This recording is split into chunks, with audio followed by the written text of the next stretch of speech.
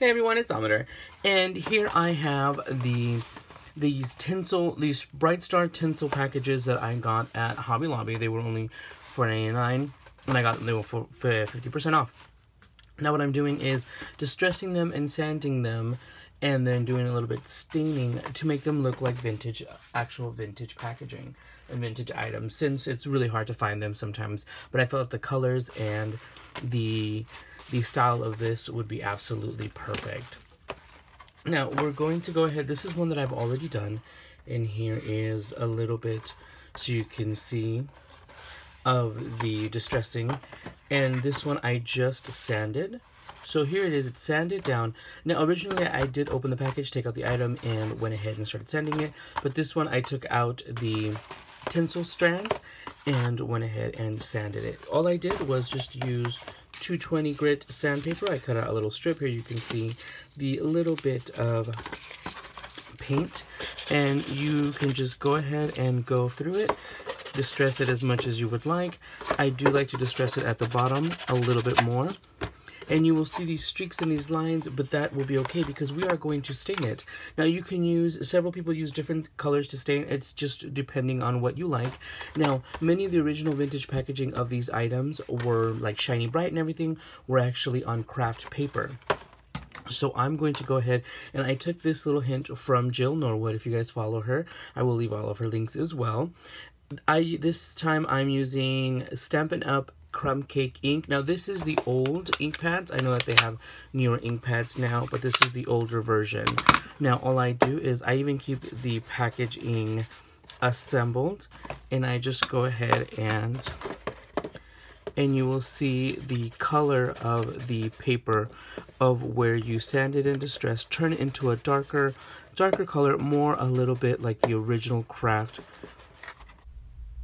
Now we're going to go ahead and start one from scratch, and here I am just taking the tinsel out of the packaging. I started to distress one edge, and then I wanted to show you from start to finish. Of course, a little bit sped up for, you know, time purposes. Here I am just distressing it. All you need is a small piece of the 220 grit sandpaper, which you can get at any hardware store and craft stores as well. And I just go ahead around the edges on all sides. I tend to go rougher on the corners and on the bottom part of the box just to give it more of a authenticity to the distressing. Now the actual pricing sticker I wasn't able to take off, so I just basically stained that as well with some of the ink. And I just sporadically go throughout all of the edges. You don't want it to be one straight line. You can if you want. It just looks a little bit more of natural distressing when you kind of skip around and go from section to section. All those little white streak lines will basically kind of fade away once you stain it with the ink, because it'll fill the little lines and it'll make them look a little bit duller. They look a little brighter when you get started, but it actually does kind of fade into the color of everything with the base of the ink that we're using. And like I said, we're using the Stampin' Up! Crumb Cake ink pad. This is the older ink pad. And you just go ahead and take any distressing tool. You can use a makeup sponge. You can use any kind of sponge as well, the softest sponges at least. And I just go ahead and everywhere that I already distressed, I go back through it.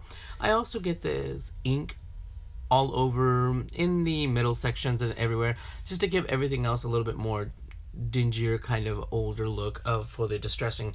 And you can see it starts to turn everything from that bright white from the sanding, because you're basically just sanding away the ink. The packaging actually has pretty thick cardstock to it, or whatever it is, cover stock, whatever. It's not as thick as book cover stock, but it's still thick enough. And you're sanding off with the sandpaper just a little bit of the ink. And here I realized I didn't do one of the edges, so I just go ahead and grab my little sanding strip right here, and I go ahead and distress it as well. Like I said, I do skip around, move around to several different spots, so it doesn't look like you have just one straight line. It actually shows a little bit more of wear and tear. And once you start rubbing in the ink, it actually feels a little bit tackier because of all the ink. The surface of this packaging, of course, it has that coating which makes it shiny, but so it's kind of smooth to the touch, but it will kind of go away once you go ahead and heat set it with the heat tool. You can also use it, I've seen people use a hairdryer as well. And I just, once again, going in every little section, just smashing it in, distressing it in, and you'll see the area that is white from the sanding takes the actual ink a lot better. But I also tried to go over, and right here I'm going over the price tag as well. Like I said, I wasn't able to remove it, so I just go ahead and distress it a little bit with the ink to kind of make it work as well as the rest of the piece, because it is a very bright white label. And I originally folded the box to distress it, but it was much easier once it's still assembled. You kind of, it's sturdier, and you don't have to do it on the flat surface as well. But here I go ahead and go through all of the sections to be able to give it an entire distressing look. And I like that every single one has different levels of distressing. They go from lighter to darker, basically. My first one, I did a lighter touch, so it's not as distressed. And as I progressed through to the fourth one that I did, I have even heavier distressing. I was going to keep one in the original packaging, but I decided not to. Now, I also did that with another project. I'll be showing you another project that I did with some printable items, which I printed on heavyweight cardstock and then sanded to give them that distressing look. At this point, you are now, once it's all done, you can wipe it down if you want with like just a basic paper towel. But I like to go over it with the heat tool to set in the ink. Like I said, this packaging does have a clear coating on it, which makes it shiny. And you want to make sure it's dried on there, because if not, it will rub off on your hands when you're decorating, or if your hands are moist, or if you're having hot cocoa while you're trying to decorate, it'll come off as well.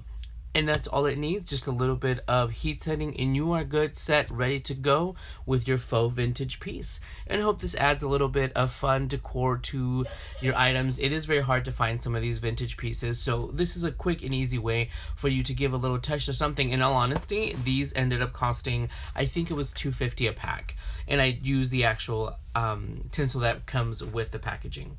Just went ahead and popped it up from the bottom and reset that item back inside. And easy peasy, there you go, vintage and fabulous. So here's just another look. Again, this is the original one, how it was. And these are 3 that I've already done. I got 2 of each of the colors. And you can see every single one is actually different. Originally, the first one that I did was very lightly distressed because I wanted to see how it would look. And as time went on with the second and the third one, I felt that I was more comfortable with distressing them. But you can see the complete difference. I think this is the last one I did, and this one has the most distressing. And it's pretty pretty obvious I just went with a heavy hand because I didn't want them all to look the same, and I wanted them to look different different levels of distressing. I even used a little bit of the ink on the print of the white just to give it a darker color, but you can see right there the distressing and the difference of it. And I also heat set it so the stain wouldn't run or it wouldn't get on your hands. But those are how I took this cute little package of tinsel, made them a little bit more vintage, a little bit more distressed for it to go with our vintage Christmas look. So thank you guys for stopping by. Bye everyone.